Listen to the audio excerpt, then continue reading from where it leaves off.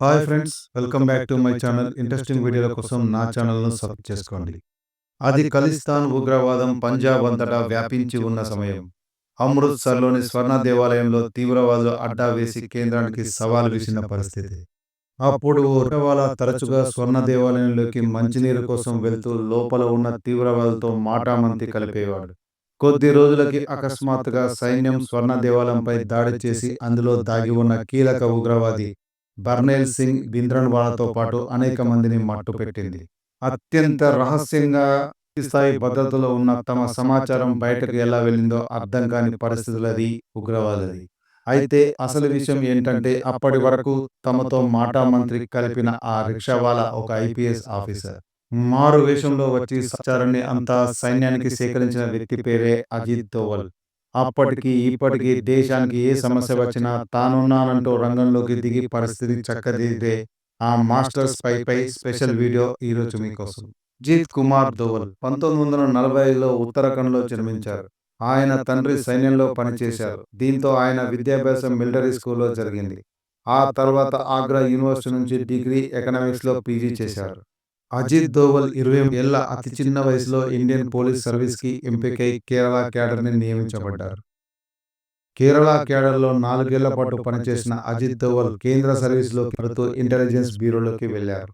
వస్తూ అప్పటికే ఈశాన్య రాష్ట్రాల్లో పాతుకుపోయిన మిజో నేషనల్ ఆర్మీలో సభ్యుడిగా చేరారు. తన టాలెంట్తో ఆర్మీ అధినేత బైచుంగాకి ఎంతో సన్నిహితుగా మారి చివరికి 200 ఏళ్లుగా ఇబ్బంది పెడుతున్న ఆ సమస్యను శాంతి ఒప్పందం ద్వారా పరిష్కరించారు. ఈ అద్భుత ఆపరేషన్ చేసినందుకు అతి పిన్న వయసులోనే ఇండియన్ పోలీస్ మెడల్ని దక్కించుకున్నాడు.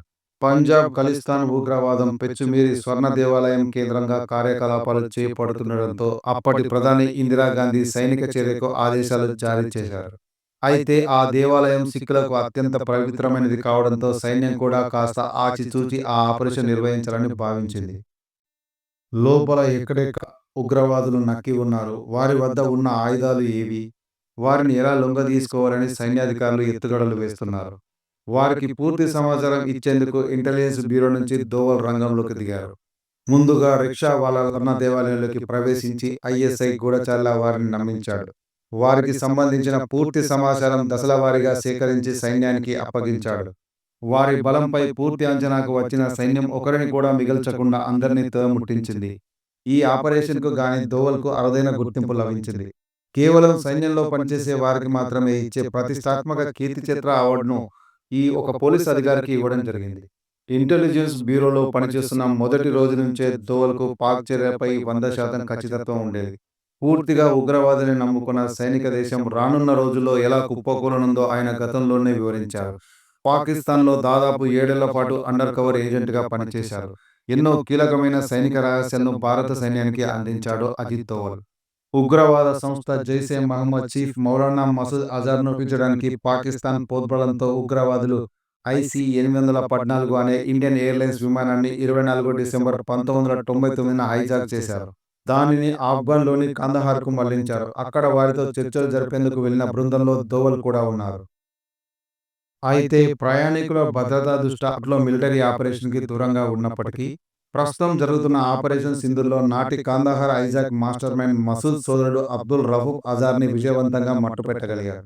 ఏకంగా 10 మంది కుటుంబ సభ్యులు దాడుల్లో మరణించిన తర్వాత మానసిక స్థైర్యంపై ఏ లెవెల్లో దెబ్బపడిందో ఊహించవచ్చు.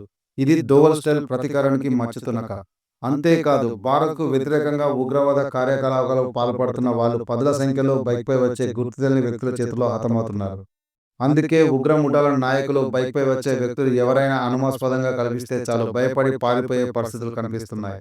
వారిని అంతలా భయపెట్టిన అదృశ్య శక్తి కూడా అజిత్ దోవలేనే అంటారు.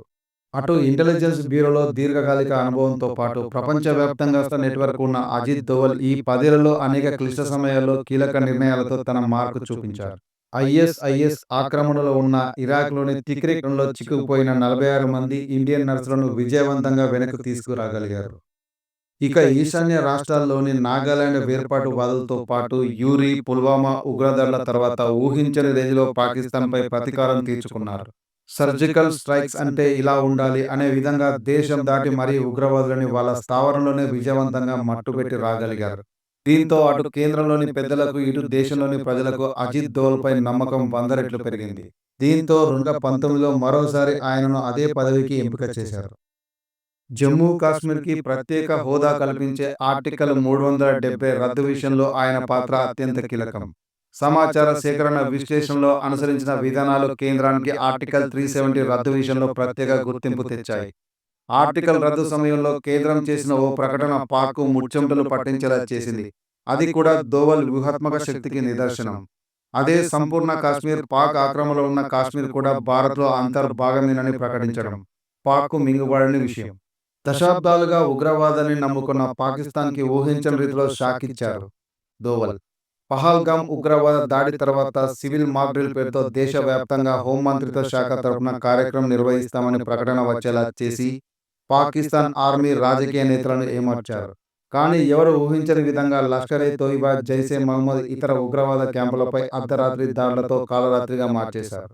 తిరిగి తేరుకునే లోపే అన్ని దేశాల విదేశాంగ మంత్రులతో మాట్లాడి దౌత్యపరంగా ఎలాంటి సమస్యలు రాకుండా వ్యవహరించారు. ఇప్పటికీ ఆపరేషన్ సింధూర్లో ప్రతి మూమెంట్ని ఎప్పటికప్పుడు ప్రధానికి అందిస్తూ ఆపరేషన్ విజయవంతంలో సమర్థంగా తన పాత్రను పోషిస్తున్నారు. అందుకే దోవల్ భద్రతా, వ్యూహాత్మక రక్షణ విషయంలో అంతర్జాతీయ నిధి అంటూ ఓ సమావేశంలో ఇండియాలోని అమెరికా రాయబారి ఎరిక్ గార్సెట్టి పొగిడారు. దీనిని బట్టి తెలుస్తుంది ఇండియన్ జేమ్స్ బాండ్ విలువ ఏంటో.